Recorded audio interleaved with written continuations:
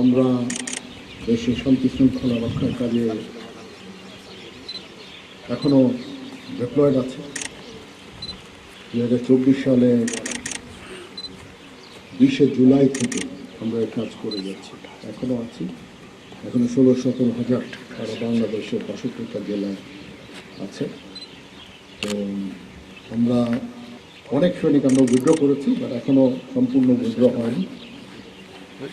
ইনশাআল্লাহ আমরা আশা করছি যে কিছু সময়ের মধ্যে আমরা সবাই ব্যারাকে ফেরত আসতে পারবো। তারপরেও দেশের প্রয়োজনে আমাদের কিছু কাজ করে যেতেই হবে, যতক্ষণ পর্যন্ত সরকার আমাদের চাইবে আমাদেরকে মাঠে থেকে বিভিন্ন কাজ করবো। যেমন এখন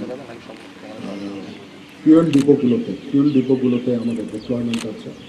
এরকম টাইম টু টাইম বিভিন্ন কাজে আমাদের হয়তো সরকারকে সহায়তা করতে হবে।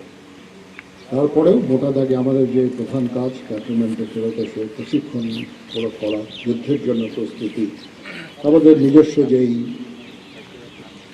পদ্ধতি আছে, নিজস্ব ওয়ে আছে, সেগুলোকে আস্তে আস্তে আমাদের শুরু করতে হবে কাজগুলো।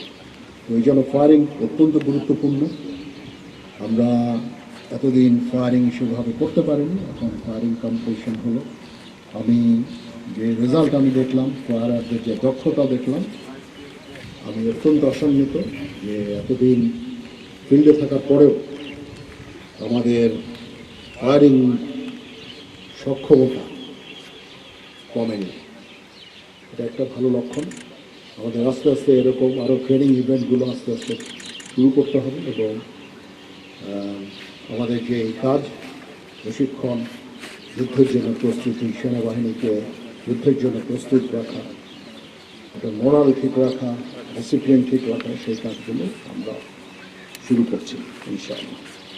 আমি মনে করি যে প্রত্যেকটা ফিল্ড কমান্ডারের কাজ হচ্ছে ফিল্ডে ফিল্ডের সাথে ইন্টারাকশন করা, তাদের সাথে ট্রেনিংয়ে থাকা, তাহলে ট্রেনিংয়ের মান অনেক উন্নতি হবে, ট্রুপসের মরাল বৃদ্ধি পাবে। এই কাজগুলো